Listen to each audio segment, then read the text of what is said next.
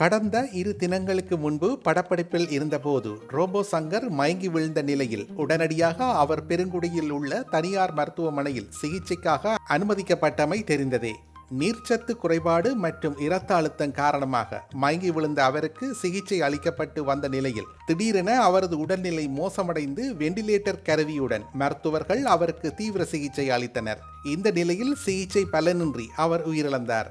அவருக்கு வயது 46. ரோபோ சங்கரின் மறைவு திரையுலகில் கடும் அதிர்ச்சியை ஏற்படுத்தியிருந்தது. ரோபோ சங்கர் மஞ்சள் காமாலையில் இருந்து மீண்டு வந்த நிலையில் அவரது திடீர் மறைவு மஞ்சள் காமாலை வந்தால் மரணம் நிச்சயமா என்று கேள்வி பலருக்கும் எழுந்துள்ளது, அச்சத்தையும் ஏற்படுத்தியுள்ளது. இது குறித்து மருத்துவர்கள் சிலர் விளக்கம் அளித்து இருக்கிறார்கள். மஞ்சள் காமாலை என்பது நோய் கிடையாது, அது ஒரு நோயின் அறிகுறி. மஞ்சள் காமாலை பாதித்தவர்களுக்கு தோல், கண்கள் மற்றும் உடலின் சில பகுதிகள் மஞ்சள் நிறத்தில் காணப்படுவதற்கு பிலிருபின் கழிவுப் பொருள் தான் காரணம்.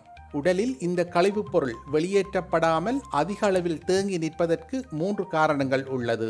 ஒன்று கல்லீரல் நோய், 2வது பித்த நீர் அடைப்பு, 3வது இரத்த சிவப்பணுக்கள் அதிகளவில் சிதைவது. இதில் ரோபோ சங்கரை பாதித்தது கல்லீரல் நோய்தான். ஒரு நபர் அதிகளவுக்கு அதிகமாக மது அருந்தும் போது ஆல்கஹால் ஹெபடைசிஸ் என்ற நிலை ஏற்பட்டு கல்லீரல் முழுவதுமாக பாதிப்படைந்து கடைசியில் மரணத்தை ஏற்படுத்தும். அதாவது நாம் உட்கொள்ளும் எந்த உணவாக இருந்தாலும் அது நம்முடைய கல்லீரலில் தாண்டி போக முடியாது. அப்படித்தான் மதுவும். அளவுக்கு அதிகமாக மது அருந்தும் போது ஆல்கஹால் வளர்சிதை மாற்றத்தால் உருவாக்கும் நச்சுப் பொருட்கள் நேரடியாக சென்று கல்லீரல் செல்களை பாதிக்கின்றன. இந்த நச்சுக்கள் கல்லீரலில் கொழுப்பு படிவதற்கு வழிவகுக்கும். இதைத்தான் ஆல்கஹாலிக் ஹெபடைட்டிஸ் என்று சொல்கிறார்கள். மஞ்சள் காமாலை வயிற்றுவலி, வீக்கம், களைப்பு, பலவீனம், பசியின்மை, எடையை குறைத்தல், லேசான காய்ச்சல் போன்றவைதான் இந்த நோயின் அறிகுறிகள். தொடக்க நிலையில் ஒருவருக்கு இந்த அறிகுறிகள் தெரிய தொடங்கிய உடனே அவர் மது அருந்துவதை நிறுத்திவிட்டால் கல்லீரலில் ஏற்பட்ட பாதிப்பானது கொஞ்சம் கொஞ்சமாக சரியாக தொடங்கிவிடும்.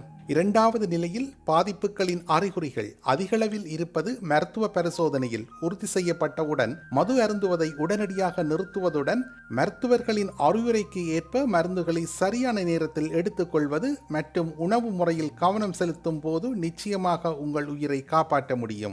ஆனால் அதுவே இறுதி கட்டத்தில் வரும் பொழுது கல்லீரல் முற்றிலுமாக செயலிழந்து போயிருக்கும்.